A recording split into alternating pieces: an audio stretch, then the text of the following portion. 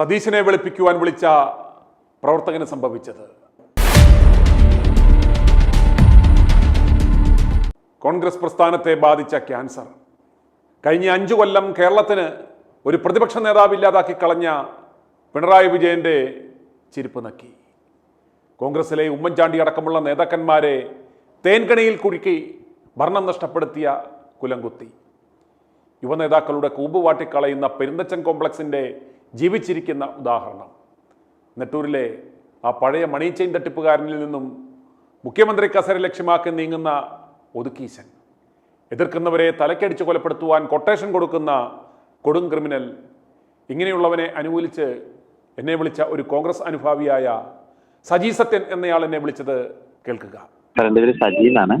തിരുവനന്തപുരത്ത് നിന്ന് വിളിക്കണേ. ഞാനൊരു ചെറിയൊരു കോൺഗ്രസ് അനുഭാവിയാണ്. ഇപ്പൊ ഞാൻ സാറിന്റെ ഒരു വീഡിയോ ജസ്റ്റ് ഞാൻ സ്റ്റാർട്ടിങ് കണ്ടതേ ഉള്ളൂ. നമ്മുടെ രാഹുൽ മാങ്കൂട്ടത്തിന് വേണ്ടിയിട്ട് കുറെ അമ്മമാര് പറയുന്ന ഒരു വീഡിയോ ഉണ്ടായിരുന്നു. അതിനകത്തൊരു സതീശൻ സാറ് പുള്ളി വന്നിട്ട് എടുത്തൊരു തീരുമാനത്തെ പറ്റിയിട്ട് അതിനകത്ത് സാർ ആദ്യം തുടക്കം പറയുന്നത്. ഞാനൊരു കോൺഗ്രസ് അനുഭാവിയാണ്. മാത്രമല്ല രാഹുലിനെ ഒരുപാട് സപ്പോർട്ട് ചെയ്യുകയും ഒരുപാട് ഇഷ്ടപ്പെടുകയും വീണ്ടും മത്സരിക്കണം എന്നൊക്കെ ആഗ്രഹിക്കുന്ന ഒരാളാണ്. എങ്കിലും എൻ്റെ ഒരു അണ്ടർസ്റ്റാൻഡിങ് പറയാം. ആ സമയത്ത് സതീശൻ സാർ എടുത്തൊരു തീരുമാനം പുറത്താക്കൽ എന്നുള്ളൊരു സംസാരിച്ചില്ല, രാഹുലിന്റെ ഭാഗം കേട്ടില്ല എന്നുള്ളത് വാസ്തവമാണ്. പക്ഷെ ആ എടുത്തൊരു തീരുമാനം ശരിയായിരുന്നു എന്നാണ് എൻ്റെ ഒരു ചിന്ത. ഒരു കോമൺ മാൻ എന്ന നിലയിൽ എൻ്റെ ഒരു ചിന്ത അതാണ്. കാരണം അതുകൊണ്ട് തന്നെ കോൺഗ്രസ് പാർട്ടി കുറെ എന്താ പറയാ കുറച്ച് ഡാമേജ് വന്നില്ല, അല്ലെങ്കിൽ കുറെ ന്യായീകരിച്ച് മെഴുകേണ്ട ഒരു അവസ്ഥ വരുമായിരുന്നു. അപ്പോൾ ഇങ്ങനെ പറഞ്ഞ് ന്യായീകരിച്ച് മെഴുകേണ്ടതായിട്ട് വരുമായിരുന്നു. ഇപ്പൊ അവരുടെ കമ്മ്യൂണിസ്റ്റിന്റെ ഭാഗത്ത് നോക്കുമ്പോഴത്തേനും മുകേഷും ശശി എല്ലാം അവർ കൂടെ നിർത്തുമ്പോഴും പക്ഷെ നമ്മളും അതുപോലെ കോൺഗ്രസ്സുകാരും അതുപോലെ ന്യായീകരിക്കേണ്ടതായിട്ട് വരുമായിരുന്നു. പക്ഷെ ആ ഒരു സമയത്ത് വി ഡി സാർ എടുത്ത തീരുമാനം ശരിയായിരുന്നു എന്നാണ് എൻ്റെ ഒരു അഭിപ്രായം. തിരിച്ചെടുക്കുന്നത് നല്ലതാണ്, രാഹുലിനെ തിരിച്ചെടുക്കാൻ നല്ലതാണ്. എൻ്റെ ഒരു അഭിപ്രായം പറഞ്ഞതാണ്. ഇദ്ദേഹം വി ഡി സതീശൻ എന്ന് പറയുന്നത് കോൺഗ്രസ് പാർട്ടിയുടെ പ്രതിപക്ഷ നേതാവാണ്. ഏതാണ്ട് 25 വർഷത്തിൽ പരമായി MLA ആയിട്ട് തുടരുന്നു. അങ്ങനെ ഏറ്റവും ഒരു മുതിർന്ന ഒരു നേതാവ്. അന്നേരം അത്രയും ഒരു നേതൃസ്ഥാനത്ത് നിൽക്കുന്ന ഒരാളെ സംബന്ധിച്ചിടത്തോളം ആ പാർട്ടിയിലെ തന്നെ ഒരു യുവജന നേതാവ് എന്ന് പറഞ്ഞാൽ ഒരു ഫയർ ബ്രാൻഡ്, അതായത് യൂത്ത് കോൺഗ്രസിന് ഒരു പുതുജീവൻ നൽകിയ നല്ല ഉശിരനായ മിടുക്കനായ യൂത്ത് കോൺഗ്രസ് നേതാവ്, അങ്ങനെയുള്ള ഒരാള്. അങ്ങനെ അതുപോലെ പാലക്കാട് ഉജ്ജ്വല വിജയം, അതായത് വി ഡി സതീശന്റെ ശരിക്കും തല ഉയർത്തി നിൽക്കുവാൻ, അതായത് സതീശന്റെ ഗ്രാഫിനും വളരെയേറെ ഗുണം ചെയ്തു. പാലക്കാട്ടെ ആ ഉപതെരഞ്ഞെടുപ്പ് വമ്പിച്ച ഭൂരിപക്ഷത്തിൽ തിരിച്ചു പിടിച്ചത്. അന്നേരം വി ഡി സതീശന്റെ ആ ഡിസിഷൻ കറക്റ്റ് ആയിരുന്നു അങ്ങനെ ഒരു സ്ഥാനാർത്ഥിയെ നിർത്തിയത് എന്ന് യാഥാർത്ഥ്യമാക്കി കൊടുത്തൊരു നേതാവ്. അപ്രകാരം ഒരാൾക്കെതിരെ ഇങ്ങനെ ഒരു ആരോപണം വരുമ്പോൾ ഇദ്ദേഹത്തിന് സ്വാഭാവികമായിട്ടും ചെയ്യാവുന്ന ഒരു കാര്യം ഇതാണ്: വിടുവാ, ഇതിനകത്ത് എന്തുണ്ട് കാര്യം ഒന്ന് ചോദിക്കണം, അല്ലേ? വെറുതെക്കാരാണെങ്കിലും നമ്മുടെ ഇപ്പൊ ചോദിക്കത്തില്ല, ഇത് കേക്ക് നോക്കൂ ശരിയാണോ, അതുണ്ടായില്ല എന്ന് പറയുന്നത് വളരെ ഇത്രയും മുതിർന്ന ഒരു നേതാവ്. അന്നേരം അത് നൽകുന്ന ഒരു സന്ദേശമുണ്ട്. എന്നിട്ട് ഇദ്ദേഹം അതിനെ ഉറച്ച് സംശയമാണെന്നല്ല പറയുന്നത്, എനിക്ക് ഉത്തമ ബോധ്യമുണ്ട്, അലയടിച്ചു വന്നാലും തിരമാല ഇരമ്പി വന്നാലും എനിക്ക് എന്റെ ഉത്തമ നിലപാടിന്റെ ബോധ്യത്തിലാണ് ചെയ്തതെന്ന് പറയുന്നു. ഇതിനോട് ഇപ്പൊ ചോദിക്കുന്നത് എന്ത് നിലപാടിന്റെ, ഇത് ഓരോന്നായിട്ട് പൊളിഞ്ഞു വീഴുക. 3 കേസുകളും ഇത് ഫാബ്രിക്കേറ്റഡ് ആണെന്നും ഇതിനകത്ത് ഒരു കഴമ്പില്ലെന്നും മനസ്സിലായി. ഇവൻ എന്തിന്റെ നിലപാടിലാണ് എടുത്തതെന്ന് പറയുമ്പോഴത്തേക്കും അയാൾ വലിയൊരു ചോദ്യചിഹ്നത്തിൽ നിൽക്കുക. അതുപോലെ തന്നെ ഇദ്ദേഹം ഈ വി ഡി സതീശൻ എന്ന് പറയുന്ന ഒരാളുടെ ഒരു പിടിപ്പുകേട് കൊണ്ട്, താങ്കൾ പറഞ്ഞതിന് നേരെ ഓപ്പോസിറ്റ് ഞാൻ പറഞ്ഞത് അറിയാവോ, ഇയാളുടെ ഈ ഒരൊറ്റ പിടിപ്പുകേട് കൊണ്ടാണ് കോൺഗ്രസ് ഇത്രയും പ്രതിരോധത്തിലായിപ്പോയത്. അതായത് തുടക്കത്തിലെ ഈ വി ഡി സതീശൻ പറയുകയാണ്, ഒരു കാര്യം ചെയ്യും, ഇപ്രകാരം പരാതി ആർക്കെങ്കിലും ഉണ്ടെങ്കിൽ അവർ രേഖാമൂലം പോലീസിന് പരാതി കൊടുക്കുക, പോലീസ് അന്വേഷിക്കട്ടെ, ഞങ്ങൾ നിങ്ങൾക്ക് വേണം നിയമപരമായ സഹായം എന്തെങ്കിലും വേണേൽ ഞങ്ങൾ വേണേൽ അങ്ങോട്ട് നിങ്ങൾക്ക് തരാം, കേസ് അന്വേഷിക്കട്ടെ, കേസ് അന്വേഷിച്ച് കോടതി ഇവനെ കുറ്റക്കാരനാണെന്ന് കണ്ടാൽ പാർട്ടിയിൽ നിന്നും ആജീവനാന്ത ഇവനെ പുറത്തു കളയും എന്ന് പറയുന്ന ഒരു സ്റ്റാൻഡ് എടുത്തിരുന്നുവെങ്കിൽ ഈ ഒരു പ്രശ്നം അവിടെ നിന്നേനെയും. എന്നിട്ട് ഇയാൾ ഇത്രയും എല്ലാം കഴിഞ്ഞിട്ട് അവസാനം ഒരു നാണം കെട്ട പരാമർശം സഭയെ പറഞ്ഞു. എന്താണെന്നറിയാമോ, ഇയാളെ MLA സ്ഥാനം അയോഗ്യനാക്കണം എന്ന് പറയുമ്പോഴത്തേക്കും ഇയാൾ പറയുവാണ് അങ്ങനെ ഒരു കീഴ്വഴക്കമില്ല, ഇയാൾ കുറ്റാരോപിതൻ മാത്രമാണെന്ന്. അന്നേരം ഈ ഇടതുപക്ഷ തിരുത്തിക്കന്മാർ ചോദിക്കത്തില്ല, എടാ നാണം കെട്ട സതീശ, നീയല്ലേ ഇവനെതിരെ, നിന്റെ പാർട്ടിയല്ലേ ആരോപണം വന്ന ഉടൻ തന്നെ ഇവനെ യൂത്ത് കോൺഗ്രസ് അധ്യക്ഷ സ്ഥാനത്ത് നീക്കി, പ്രാഥമിക അംഗത്വത്തിൽ നിന്ന് നീക്കി, അവസാനം ഒരു ആന്റിസിപ്പേറ്ററി ബെയില് തള്ളിയപ്പോ തന്നെ ഒരു ഫൈനൽ വെർഡിക്റ്റ് വന്നപ്പോൾ ചെയ്യുന്ന പോലെ തന്നെ ആ സെക്കൻഡിൽ അവനെ പാർട്ടിയിൽ നിന്നും പുറത്തുവാക്കി. അവസാനം ഇപ്പൊ ഇതാ കോടതിയിൽ ഓരോന്നായിട്ട് പൊളിഞ്ഞ് ജനവികാരം മൊത്തം എതിരായെന്ന് കണ്ടപ്പോൾ ഇവൻ നാണം കെട്ടു. ഇവൻ ഈ രണ്ടാമത്തെ ഭർത്ത ഈ ബോധ്യങ്ങളുടെ നിലപാടുകളുടെ രാജകുമാരൻ അവൻ നിന്ന് കറകം പറഞ്ഞു കണ്ടോ? ഇവൻ പൊട്ടിക്കേറി ജനങ്ങളുടെ മധ്യത്തിൽ നഗ്നനായി പോയില്ലേ? അന്നേരം അതാ പറഞ്ഞു, അന്നേരം ഇവൻ എന്ത് രാഷ്ട്രീയ എക്സ്പീരിയൻസാ ഉള്ളത്? ഇവൻ എന്ത് നേതാവാ? കൂടെ ഉള്ളവനെതിരെ ഇവന്മാര് വ്യാജ ആരോപണങ്ങൾ.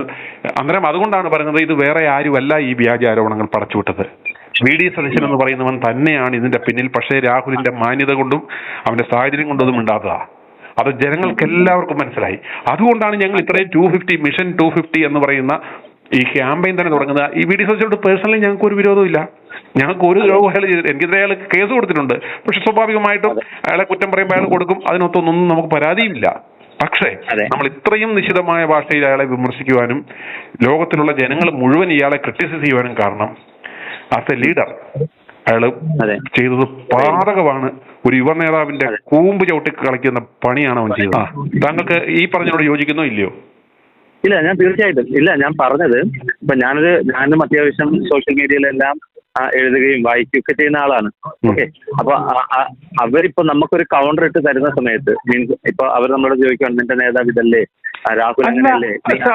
അങ്ങനെയാണെന്നോട്ട് ഒറ്റ ഒരു കാര്യം ചോദിക്കാൻ പറ്റില്ല. അങ്ങനെയാണെങ്കിൽ നിങ്ങളുടെ നേതാവ് എന്ന് പറഞ്ഞാൽ ഒന്ന് ഇരിക്കുന്ന മുഖ്യമന്ത്രിയുടെ ഇപ്പുറത്ത് തൊട്ടടുത്തിരിക്കുന്ന ശശീന്ദ്രന് കേട്ടില്ലേ? ഇത്രയും പ്രായമായ ഒരു പടുകളവൻ നിന്ന് സംസാരിക്കുന്നത് ഇപ്പോഴും സോഷ്യൽ മീഡിയ കിടപ്പില്ലേ? മുകേഷ് എത്ര എണ്ണമാണ് കോഴികളുടെ സംസ്ഥാന സമ്മേളനം നടത്താൻ പറ്റാവുന്ന ഒരു ടീമുമായിട്ട് ഇരുന്നിട്ടാണ് ഒരു ചെറുപ്പക്കാരൻ. അവന്റെ പ്രായത്തിന്റെ ചാബല്യം കാണും. അവന്റെ പ്രായം അവൻ ഈ ശശീന്ദ്രന്റെ 78 വയസ്സുകാരൻ പൂച്ചക്കുഞ്ഞ എന്ന് പറഞ്ഞ് കിടന്ന് കീറുന്നത് കണ്ടോ? എടാ 32 വയസ്സുള്ളവൻ അവൻ ഈ ചപലത കാണിച്ചില്ലേ? അവൻ ആണല്ല. അവൻ്റെതായ അവന്റെ അടുത്ത് വന്ന ഇതേപോലുള്ള ഉപയോഗിച്ചിട്ടുണ്ടാവും. അത് അവരുടെ പരസ്പര സമ്മതത്തോടെയാണ് നാം പറയുന്നത്. അത് ഈ നാട്ടിലെ നിയമ സംവിധാനങ്ങൾക്കെതിരല്ല. അതവൻ എന്നിട്ട് അവസാനം വല്ലവന്റെയും പണം മേടിച്ചിട്ട് ഇങ്ങനെയുള്ള ആരോപണമായിട്ട് വരുന്നത് ഇതിന് നമ്മുടെ നാട്ടിൽ പറഞ്ഞൊരു പച്ച പേരുണ്ട്. അതൊന്നും നമ്മൾ പക്ഷേ ഇതിനകത്തൂടെ പറയുന്നില്ല. ഇവരുടെയൊക്കെ നിലപാടും ഇവരുടെയൊക്കെ ഉദ്ദേശവും ഇവരെ ആരിറക്കി എന്നും ജനങ്ങൾ മനസ്സിലാക്കി. പക്ഷേ രാഹുലിനെ ഈ പേരിൽ വേട്ടയാടാനോ നശിപ്പിക്കുവാനോ ഇവിടുത്തെ ജനങ്ങൾ സമ്മതിക്കത്തില്ല. ഇല്ലേ? അതുപോലൊരു മിടുക്കനെ ഞാൻ പറഞ്ഞ ഇപ്പോഴത്തെ ഈ ഒരു സാഹചര്യത്തിൽ നോക്കുക. ഈ ഒരു ശബരിമല സ്വർണ്ണക്കൊള്ള പോലുള്ള ഒരു വിഷയം ഇതുപോലെ, അതായത് ഇവരുടെ പോലീസുകാർ തന്നെ അന്വേഷിച്ചിട്ട് ഇവന്മാരെ എല്ലാം ചാമ്പിയെടുത്ത് അകത്തിട്ടേക്കുക അല്ലേ? പിണറായി ആഭ്യന്തര വകുപ്പ് കേളുന്ന ആളല്ലേ? ആ സാഹചര്യത്തിൽ പോലും ഇവന്മാരെ പിടിച്ച് അകത്തിടേണ്ട സാഹചര്യം ഉണ്ടായപ്പോൾ ആ കേസിന്റെ ഗ്രാവിറ്റി എന്ന് ഓർത്ത് നോക്കി. ഇതുപോലെ ഇഷ്യൂ ഉണ്ടായിട്ട് ഈ നാണംകെട്ട സതീശൻ എന്ന് പറയുന്ന ഈ കിഴങ്ങന്, ഈ കഴിവുകെട്ടവന് ഒരു നല്ല സമരം, കേരളം നടുങ്ങുന്ന രീതിയിൽ ഒരു സമരം നടത്താൻ പറ്റുമോ? അതേസമയം ഇത് ഉമ്മൻചാണ്ടിയുടെ കാലത്തോ അല്ലെങ്കിൽ ഒരു കോൺഗ്രസ് ഭരിക്കുന്ന സമയത്തോ ആണെങ്കിൽ ഇവന്മാര് സെക്രട്ടേറിയറ്റ് വളഞ്ഞ് ഇവന്മാരെ പുറത്തിറക്കുവോ? ഇവന്മാരെ ഈ ഒരു ഒറ്റ ശബരിമല വിഷയം എന്ന് പറഞ്ഞാൽ കേരളം കത്തിയതിൽ നിന്ന് ഇതുപോലൊരു വിഷയം കിട്ടിയിട്ട് ഈ കിഴങ്ങൻ ഇവൻ കതറു ഉടയാതെ ഇവൻ പൊട്ടി അടിച്ച് നടക്കുകയാണ് അടുത്ത മുഖ്യമന്ത്രിയാകാൻ എന്ന് പറഞ്ഞ്. ഈ 25 കൊല്ലം ഇവൻ കായം വിഴുങ്ങി ഇരുന്നിട്ട് അവൻ സാധ്യതയുണ്ടോ? അവൻ പറവൂരിന്ന് ജയിച്ചിട്ട് വേണ്ടേ? ആ സാധ്യതകളാ. അവൻ പറവൂരിൽ നിന്നൊന്ന് ജയിച്ചിട്ട് വേണ്ടേ മുഖ്യമന്ത്രിയാകുമോ മുക്കാത്ത മന്ത്രിയാകുമോ നമുക്ക് ചർച്ച ചെയ്യുന്നത്. ഇവനാണ് ഈ ചെറുപ്പക്കാരുടെ കൂമ്പ് വാട്ടുന്ന ഈ തൈക്കളവനാണ് കേരള സംരക്ഷണ യാത്ര. ഇവന് സ്വന്തമായിട്ട് ഇവന്റെ അണികളെ സംരക്ഷിക്കാൻ ശേഷിയില്ലാത്തവൻ, സ്വന്തം കുടുംബത്തെ നോക്കാൻ പ്രാപ്തിയില്ലാത്തവൻ, സ്വന്തം പാർട്ടിയുടെ കൊമ്പിൽ കയറിയുന്ന അതിന്റെ അടിവേരറക്കുന്നവൻ, മിടുക്കന്മാരായിട്ടുള്ള നേതാക്കന്മാരുടെ കൂമ്പ് വാട്ടിക്കളയുന്ന ഇവനാണോ ഇവൻ ആരെ സംരക്ഷിക്കാൻ? ഇവന്റെ കസേര സംരക്ഷണ. ഇവനെ നേതാവായിട്ട് അംഗീകരിക്കുന്ന ഒരാളേ ഉള്ളൂ. അതാരെന്നറിയാമല്ലോ? ഇവന്റെ മറ്റേ കേക്കച്ചി. അവള് മാത്രമേ ഇവനെ ഒരു നേതാവായിട്ട് അംഗീകരിക്കത്തുള്ളൂ. ഇവന്റെ സംരക്ഷണ യാത്രയാണ് ഇവൻ നടത്തുന്നത്. ഇവനെ ആളുകൾ കൂമ്പി വിളിക്കും. ഇവിടുത്തെ അമ്മമാര് ചൂലയെ മുക്കിയ മൂത്രം മുക്കിയ ചൂലുമായിട്ട് ഇവനെ ഓടിക്കും. കാരണം ഇയാളുടെ പേഴ്സണലി വിരോധം കൊണ്ട് പറയുന്നതല്ല, അവന്റെ കയ്യിലിരിപ്പോട്ട് നമ്മൾ പറയുന്നതാ ഗതികെട്ട്. അതുകൊണ്ട് ഇവൻ എന്ന് പറഞ്ഞാൽ ഇവൻ പിണറായിയുടെ ഒരു അപരനാണ്. ഫോട്ടോസ്റ്റാറ്റ് കോപ്പിയാ. ഇവനെ ഞാൻ പറഞ്ഞില്ല, ഇവൻ അതിനേക്കാളും ഭീകരമായ അവസ്ഥയിലേക്ക് കേരളം പോകും ഇവനെങ്ങാനും വന്നാൽ. കോൺഗ്രസിനെ സംബന്ധിച്ചിടത്തോളം ഇവൻ ഈ 5.5 മാസം ഈ പിണറായി വിരുദ്ധ തരംഗം കേരളത്തിൽ അത് ഡൈലൂട്ട് ആക്കാനും സകല ശ്രദ്ധയും ഭരണപരാജയത്തിൽ നിന്നും ഫുൾ അറ്റൻഷൻ ഈ 5 മാസം ഈ രാഹുൽ ഊരിയ നിക്കറുകളിലേക്ക് ഫോക്കസ് ചെയ്യാനും സഹായിച്ച ഒരു പരമ മോനാണ് ഇവൻ, ഈ നെട്ടൂരിലെ പഴയ മണിച്ചേന്തി ടിപ്പുകാരൻ. അന്നേരം ഇവൻ മാപ്പ് അർഹിക്കുന്നില്ല. കേരളത്തിലെ ജനങ്ങൾ ഇവനോട് മാപ്പ് കൊടുക്കൂല. കാരണം ഈ 5 മാസം ഈ രാഹുലിന്റെ വിഷയത്തിൽ ഇത് ഉറച്ചു നിന്നെങ്കിൽ അത് രാഹുലിന്റെ മിടുക്ക, രാഹുലിനോടുള്ള താല്പര്യം കൊണ്ടാ. ഇവിടെ എത്രയോ ആവാസന്മാർ ഇതുപോലത്തെ പണി കാണിച്ച് ഇത് ചർച്ചാ വിഷയമായോ? അവന്മാരിതാ നിയമസഭയിൽ ഇരിക്കുന്നു, ജയിലിൽ കിടന്നവന്മാര് വരെ MLA മാരായിട്ട് തുടരുന്നു. ഇതൊന്നും ചർച്ചയായില്ല. എന്നാൽ ഇവിടെ ചർച്ചയാകണമെങ്കിൽ നല്ല തീ പോലെ നിന്ന് പന്തം പോലെ നിന്ന് കത്തണം എന്നുണ്ടെന്നുണ്ടെങ്കിൽ മാസങ്ങളോളം നിന്ന് ഈ വിഷയം ചർച്ച ചെയ്യപ്പെടണമെങ്കിൽ അത് രാഹുലിന്റെ ഒരു ചർച്ച നോക്കുക. രാഹുലിന്റെ ഒരു ചെറിയ വിഷയം വരുന്ന ഒരു വീഡിയോകൾ എത്ര ലക്ഷം പേരാ കാണുന്നതെന്ന് നോക്കി. അതേസമയം ഈ വാപ്പളം താൻ ഇവൻ ഈ കേക്കച്ചൻ അവൻ പറയുന്ന എന്തായാലും ആരെങ്കിലും കാണുന്നുണ്ടോ? അതിന്റെ അടിയിൽ വരുന്ന തെറി ഒന്ന് വായിച്ചു നോക്കി. ഇവൻ പൈസ കൊടുക്കുന്ന മാധ്യമങ്ങളാന്ന് ഓർത്തണം. ഇവൻ ഡെയിലി വേജസ് കൊടുത്ത് ഇവന്റെ ബൈറ്റ് ഇടുന്ന മാധ്യമങ്ങളാണെന്ന് ഓർത്തണം. അതിന്റെ അടിയിൽ കൊണ്ട നാട്ടുകാരിടുന്ന തെറി ഒന്ന് വായിച്ചാൽ മതി ഇവന് എന്ത് വിലയാണ് ജനങ്ങൾ കൊടുക്കുന്നതെന്ന് മനസ്സിലാവും. i2i News, an eye for truth.